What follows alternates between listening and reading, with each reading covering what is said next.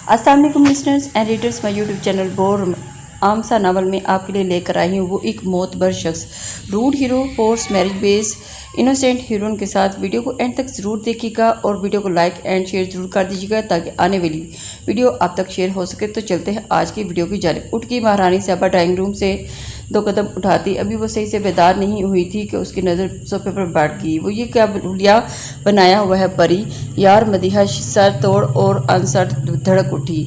अम्मी रोती हुई शक्ल बनाकर वो उनकी तरफ देखती हुई बोली। फिर एक दफ़ा हाजरी ने नज़र पर डाली, उसकी 14 तबक रोशन हो गए। दादी के बराबर में वो अपनी मुकम्मल वजाहत के साथ बुरजुबान बोहिशा ने बेनियाजी से बैठा नाश्ते से भरपूर इंसाफ कर रहा था और उसको इन बातों से कोई दिलचस्पी नहीं थी। ये तो साफ नज़र आ रहा था कि उसने ना ध्यान दिया और ना परी की ज़ात से उसे कोई दिलचस्पी है।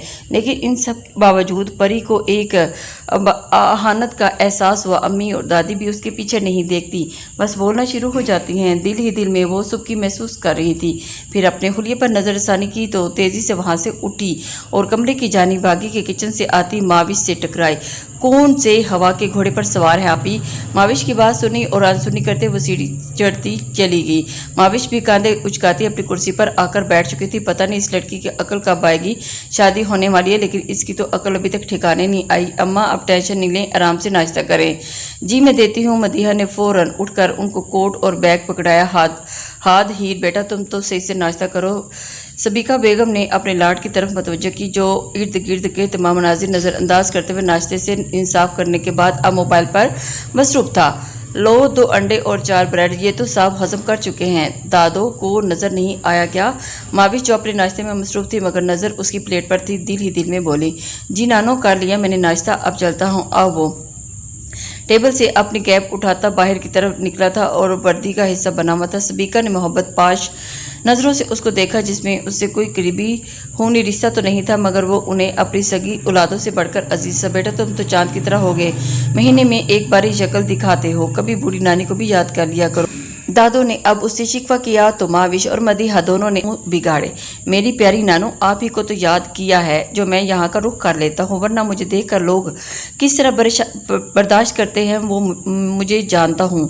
वो इन दोनों की तरफ देखकर एक नज़र देखकर अब स्पीकर के गले में बाहें डालता कह रहा था कि वो दोनों सी गड़बड़ा गई। नहीं बेटा, तुमसे किसी को क्या परेशानी नहीं, तुम्हें कोई क्यों बर्दाश्त करेगा, तुम्हारा अपना घर है, रोज़ आया करो। सबीका ने उसे कहा, जबकि वो खुद भी जानती थी कि उनकी बहू और पोते की वो उनको आना बिल्कुल भी पसंद नहीं था। अच्छा नानो, टाइम मिला तो ज़रूर आऊँगा, मेरी ड्यूटी का वक्त शुरू हो गया है कि वो कहकर लंबे ढाक भरता हुआ वहाँ से चला गया। जाओ बेटा, अल्लाह की अमान में।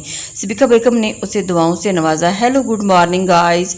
उसके जाते ही आशिर ने डाइनिंग हॉल में कदम रखा और यूनिवर्सिटी जाने के लिए नक्सिक से तैयार था। लड़के ये कि अंग्रेज़ों की तरह गुड मॉर्निंग बोलते हो, न सलाम न दुआ। अंग्रेज़ों के चक्कर में हम अपनी रवायात भूल गए हैं। सबीका बेगम के बोलने पर आशिर को शर्मिंदगी हुई। मेरी दादो अस्सलामु अलैकुम। वो उनके गले से लगा तो सबीका ने उसके सर पर चिपत सरसीद की और शरारती मुस्कुरा कर कहा, इधर आओ बेटा, पहले नाश्ता कर लो। मदीहा ने अब आशिर को पुकारा। वो तो जल्दी से एक ब्रेड लेकर जूस गिलास में उंडेलते हुए वही कड़ा कड़ा पीने लगा। बैठकर पियो लड़के। सबीका बेगम के टोकरे पर वो जल्दी से बैठ गया। माविश के चेहरे पर मुस्कुराहट दौड़ गई। चलो उठ जाओ मोटी, और कितना खाओगी? अब वो माविश को बोलता हाल से निकल गया। खुद तो खाते ही नहीं हो, मुझे तो खाने दो। माविश भी बैग संभालती उसके पीछे भागी। यूनिवर्सिटी जाती थी। बहू ये लड़की कहाँ गायब होगी? सबीका बेगम ने अब परिविश को देखते हुए कहा, पता नहीं, मैं इससे बहुत परेशान हूँ। वो उसको आवाज़ें देने लगी। आसिया। जी बेगम साहबा। आसिया चंद ही मिनट में हाजिर थी परी को बुलाकर नाश्ते के लिए।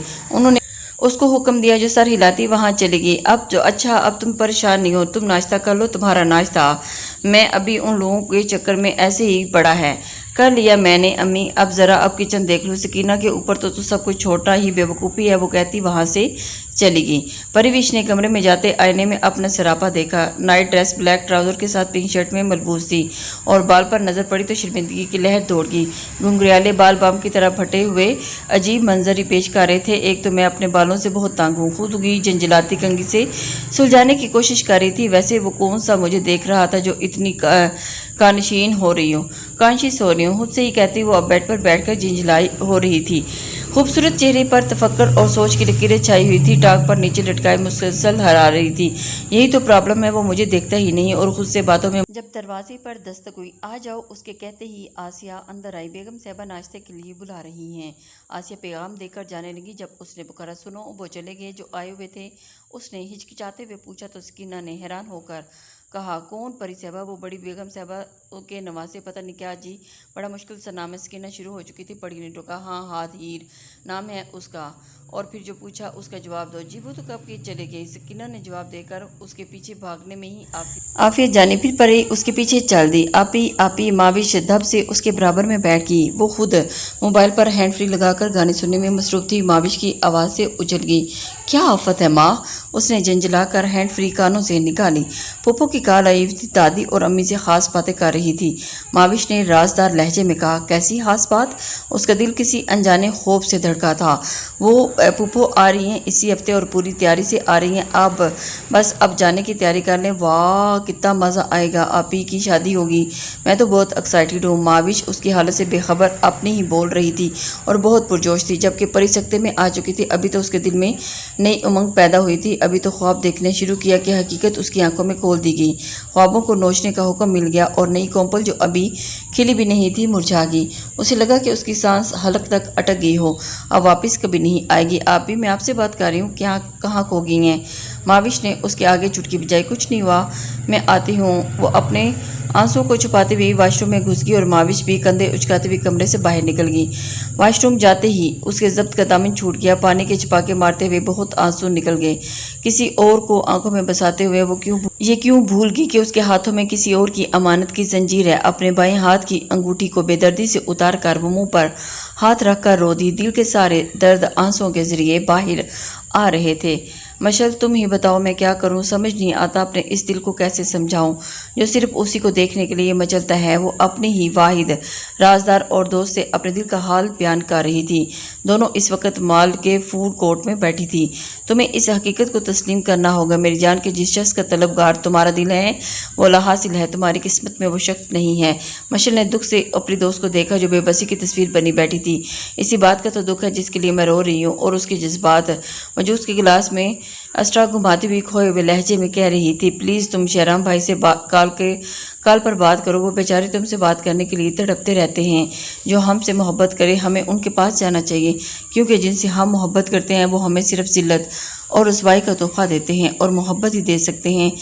मोहब्बत के एहसास से वाकिफ़ हो। शहराम भाई से तुमसे मंगनी करवाई थी, वो तुमसे मोहब्बत करते हैं। तुम अपने दिल से बाकी सब बातें निकाल दो और दिल से शहराम भाई को कबूल करो। मशल ने उसे रसान से समझाया, जिसे सुनकर परी को सुकून मिला और उसने बात पर इत्तफाक किया। हाँ तुम ठीक कहती हो, मगर पता नहीं शहराम से बात करते हुए उसे महसूस होता है कि अजीब बेबाक सी बात। परी ने अपनी उलझन बयान की। देखो वो जिस माहौल के परवरदार हैं वो ये सब बातें उसके लिए आम है। तुम बर्दाश्त कर लिया करो, वैसे भी उनसे शादी होने वाली है तुम्हारी। मशल के समझाने पर उसने गर्दन हिलाई। चलो अब बहुत टाइम हो गया, दादो से डांट पड़ेगी। बड़ी अब शॉपिंग बैग उठाकर खड़ी होगी। हाँ चलो। मशल भी उसके हम कदम होकर चलने लगी और माल से बाहर निकल गई। दोनों गाड़ी में बैठे। मशल ने गाड़ी स्टार्ट की तो होनी थी। उफ क्या मुसीबत है। मशल ने स्टीयरिंग में गुस्से से मुक्का मारा। देखते हैं क्या हुआ है, उतरो। मशल के बोलते ही परी भी उतर गई।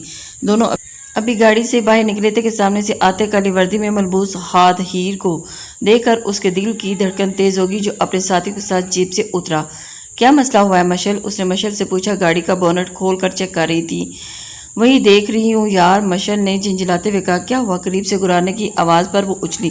उसके दिल का दिल बगावत पर उतर आया। पता नहीं, हम लोग शॉपिंग के लिए आए थे लेकिन इस गाड़ी ने तो धोखा दे दिया। मशल ने हाथ हीर को जवाब दिया, जो माथे पर अनगिनत बल लाए परी को देख रहा था। लगता है तुम्हें पिछले वाक़े से सबक नहीं मिला जो इस तरह फिर अकेले निकल पड़ी हो। वो पिंक टॉप और ट्राउज़र में बलबूस परी को देखता तमस्खर लहजे में बोला, जो पहले ही घबराहट का शिकार थी। गुलाबी रंगत शर्मिंदगी से और गुलाबी होगी। इस तर्ज की तीर बरसाकर वो अपने साथी को आवाज़ देने लगा। अहमद जी सर। उसकी आवाज़ देते ही कांस्टेबल अहमद फ़ौरन दौड़ता हुआ आया। ये गाड़ी मैकेनिक के पास लेकर जाओ, मैं आता हूँ। आप लोग आए मेरे साथ। अहमद को हुक्म देकर अब वो उन दोनों को साथ आने का बोलकर जीप का दरवाज़ा खोल रहा था। मशल उसको टोक के दिया कि गाड़ी में बैठी तो वो मरे हुए कदमों में जीप में बैठ गई। बहुत शुक्रिया आपका। گھر کے پاس اتر کر مشل نے اس کا شکریہ ادا کیا، جس کا جواب دیے بغیر وہ زن سے گاڑی لے گیا۔ واقعی یار یہ بندہ ہے عجیب، مشل نے جھرجھری لی اور کوئی بھی پری وش کو ہلایا۔ کیا کھو جاتی ہو؟ کہیں نہیں یار، اندر چلو۔ پری اس کے جواب دے کر اب گیٹ کے اندر گھس گئی اور دونوں خاموشی سے لان کے بیچ میں سنگ مرمر کے روش پر چلنے لگی۔ پری اب تک اس کی آواز کے حصار میں تھی اور شرمندگی کے پاتال میں خود کو گرتا ہوا محسوس کر رہی تھی۔ سبیکا بیگم نے بیٹی کی آمد پر پورے گھر کو ہی سر پر اٹھایا ہوا تھا۔ گھر کا ہر فرد ان زو میں آیا ہوا تھا اور مدیحہ کبھی ان کے بھرپور ساتھ دے رہی تھی۔ کونا کونا چمکنا چاہیے، ہاتھ ٹوٹ گئی ہیں کیا؟ سکینہ کی شامت آئی ہوئی تھی گیسٹ روم کی صفائی کرتے وقت۔ اس وقت سبیکا بیگم کو گیسٹ روم کی صفائی کروا رہی تھی۔ اوف یار، دادی تو پھوپھو کی آمد کی خبر نے جوان بنا دیا ہے۔ کبھی سکینہ کے ساتھ گیسٹ روم میں ہوتی ہیں تو کبھی کچن میں۔ ماوش نے لاؤنج کے صوفے پر بیٹھتے ہوئے پری سے کہا، جو بظاہر ٹی وی دیکھنے میں مصروف تھی مگر ذہن کہیں اور تھا۔ کیا مسئلہ ہے آپی؟ آپ آج کل کہاں کھوئی ہوتی ہیں؟ جب سے آپ کی شادی کی بات ہوئی ہے آپ تو خاموش ہوگی۔ ماوش نے اب اس کو ٹھوکا دیا۔ نہیں تو یہی ہوں، سن رہی ہوں، بولو تم کیا کہہ رہی ہو؟ پری نے خود کو نارمل کیا اور زبردستی مسکراتے ہوئے اس سے کہا، آپی آپ خوش نہیں ہیں؟ ماوش اس کو غور سے دیکھتے ہوئے پوچھا۔ سرخ آنکھیں چگلی کھا رہی تھی۔ ارے یہ تم کیا، کس سے کہا پگلی؟ تم اپنی اسٹڈی پر دھیان دو، ایگزامز قریب ہیں۔ اور پری اس کی چٹکی کاٹی اور نم آنکھوں سے چھپاتی ہوئی، میں آپ کی بہن ہوں، چھوٹی ہوں تو کیا ہوا، مجھے سب پتہ ہے۔ پری وش کو افسوس کر رہی تھی۔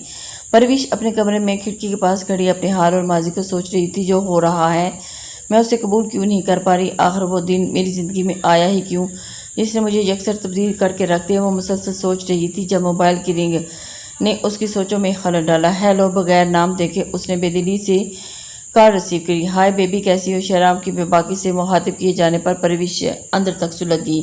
عجیب سے احساس سے اسے دو چار کیا مگر وہ خاموش رہی۔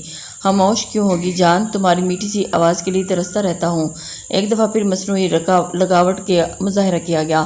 جی سن رہی ہوں میں، بولے، اس نے بے دلی سے بیڈ پر بیٹھتے ہوئے کہا۔ اب نیند میں آنے لگی تھی۔ اس نے وقت دیکھا، رات کے 1 بج رہے تھے، مطلب ایک آدھا گھنٹہ۔ تمہیں پتہ ہے ایک دن میرے لیے تمہیں گزارنا کتنا مشکل لگ رہا ہے۔ تمہیں وقت آئے گا جب پاس آؤ گی اور میں تمہارے ایک ایک نقش کو چھو کر محسوس کروں گا۔ اس کی اس بے باکی کے کہے جملے پر پری سرخ ہو گئی اور اس کے کانوں سے دھواں نکلنے لگا۔ اتنے بےہودہ جملے میں محبت تو کہیں نظر نہیں آتی تھی مگر محسوس کی جانے والی ہوس ضرور محسوس ہوتی تھی جو پری کو اب عجیب الجھن میں مبتلا کر دیتی تھی۔ وہ مجھے نیند آ رہی ہے، پھر بات ہو کروں گی۔ اس نے کار رکھ کر ایک تھکی ہوئی سانس لی اور کچھ آنسو پلکوں کی بار توڑ کر باہر آ گئے۔ میں کیسے گزاروں گی اس شخص کے ساتھ زندگی جس کے ساتھ کچھ دیر بات نہیں کر سکتی؟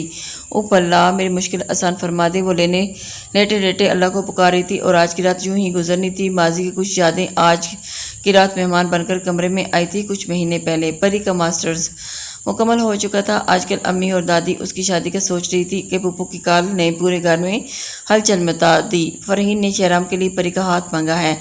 سبیکا بیگم کے جملے پر گھر بھر کی خوشی کی لہر دوڑ گئی۔ صرف پری تھی جسے خوشی دور تک عجیب کشمکش میں مبتلا حیرت سے سب کے چہرے دیکھ رہی تھی۔ شہرام نے خود ہی پری کا نام لیا۔ فرحین بتا رہی تھی کہ وہ بہت خوش ہے کہ کینیڈا جیسے ملک میں رہ کر اس نے گھر کی لڑکی پسند کی۔ سبیکا بیگم کے چہرے کی سچی خوشی کی غماز تھی اور دونوں ہی اپنے ہی گھر کے بچے تھے۔ ایک طرف جان عزیز پوتی تھی اور دوسری طرف نواسا۔ پری کے سامنے کچھ دن پہلے کے مناظر گھوم گئے جب شہرام 1 ہفتے کے لیے پاکستان ہے۔ شاید پھوپھو نے اسی مقصد کے لیے بھیجا تھا۔ اسے شہرام کا دیکھنے کا انداز، بات کرنے کا انداز اور عجیب سی بے تکلفی بالکل پسند نہیں آئی تھی۔ ایک عجیب سی نظریں تھی جو آر پار محسوس ہوتی پری کو، جبکہ پری خود بھی کوئی پردے میں رہنے والی لڑکی نہیں تھی۔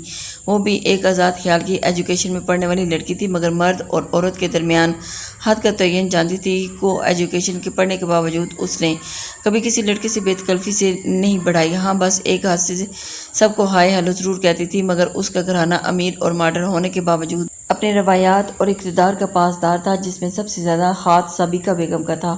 انہوں نے شروع سے سب کو نماز کا پابند کیا، قرآن کی بہترین تعلیم دی اور دونوں لڑکیوں کی خاص تربیت کی جس کی وجہ سے جدید ماحول میں رہ کر بھی تینوں بہن بھائی نے کوئی غلط کام نہیں کیا تھا۔ مدیحہ بھی سبیکا کی اپنی بھتیجی تھی جس کو وہ اپنے بیٹے کے لیے لائی تھی۔ ان کے لیے اپنا گھر اہم تھا، اسی لیے انہوں نے اپنے گھر کو ترجیح دی اور پوری زندگی اپنے گھر والوں کے لیے وقف کی، اسی لیے گھر کا ماحول خاصا روایتی تھا۔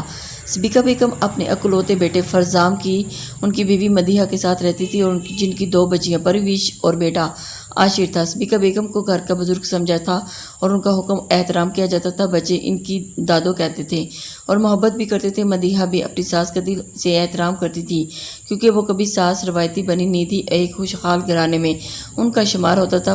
فرزان صاحب کی ٹیکسٹائل کمپنی تھی جو اپنے والد کی چھوٹی سی فیکٹری تھی جو انہوں نے اپنی محنت سے بڑے پیمانے پر اس کو کر لیا تھا اور اس کا شمار ملک کے مشہور بزنس مین میں ہونے لگا تھا۔ اس طرح پیسے کی روانی خوب تھی مگر دولت اس کو بالکل مغرور نہیں بنایا تھا اور نہ ہی گھر کے کسی فرد کو کوئی بگاڑ آیا تھا۔ تینوں بچے بہت سلجھے ہوئے مزاج کے تھے۔ سبیکہ بیگم کی ایک بیٹی تھی جو اپنے اکلوتے بیٹے شہرام اور شوہر کے ساتھ کینیڈا میں رہتی تھی۔ اس کی منگنی اسکائپ پر ہوئی تھی اور سبیکہ بیگم نے اسے فرحین کی طرف سے انگوٹھی پہنا دی۔ پر پری خوش تھی یا نہیں مگر مطمئن بالکل نہیں تھی۔ منگنی کے کچھ دن کے بعد کی بات ہے کہ وہ مشل کے ساتھ کسی دوست کے برتھ ڈے پر گئی تھی۔ دادو سے مشل نے خود اجازت لی تھی تو وہ ساتھ آ گئی۔ مشل بھی امیر باغ کی اکلوتی بیٹی تھی مگر وہ بھی پری کی طرح سلجھی ہوئی لڑکی تھی لیکن اکلوتی ہونے کی وجہ سے اسے آزادی تھی۔ ڈرائیونگ کا شوق تھا شروع سے تھے۔ اس کے ڈیڈ بھی اسے پری کے ساتھ جانے کی اجازت دیتے اور اس طرح پری کو اپنی واحد دوست جانے کی اجازت مل جاتی۔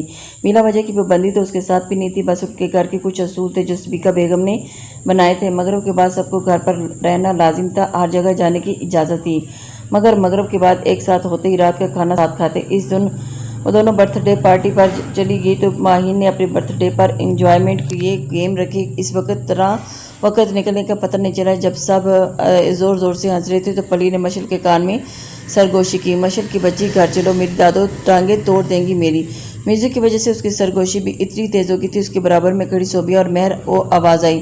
صوبیہ کو تو اس سے خاص کوئی چڑ تھی، وہ پری کے پیچھے ہر وقت پڑی رہتی تھی، اسے موقع مل گیا تھا اس لیے اس نے بلند آواز میں سب کو متوجہ کیا، بیبی کو گھر جانا ہے بھائی، اگر رات ہوگی تو اس کی دادی کو ڈر ہے کہ اس چھوٹی سی پوتی کھو نہ جائے۔ اور اس کے تمسخر لہجے پر سب نے بے ہنگم کہہ لگایا، بھائی ہمیں تو یقین نہیں آتا تم اتنے بڑے بزنس مین کی بیٹی ہو اور میڈل کلاس لڑکیوں کی طرح اپنی پابندی کی چے اس طرح بہت تمسخر اور تنزل ڈوبے الفاظ اس کی سماعت سے ٹکرائے تو غصے سے اس کا چہرہ سرخ ہو گیا۔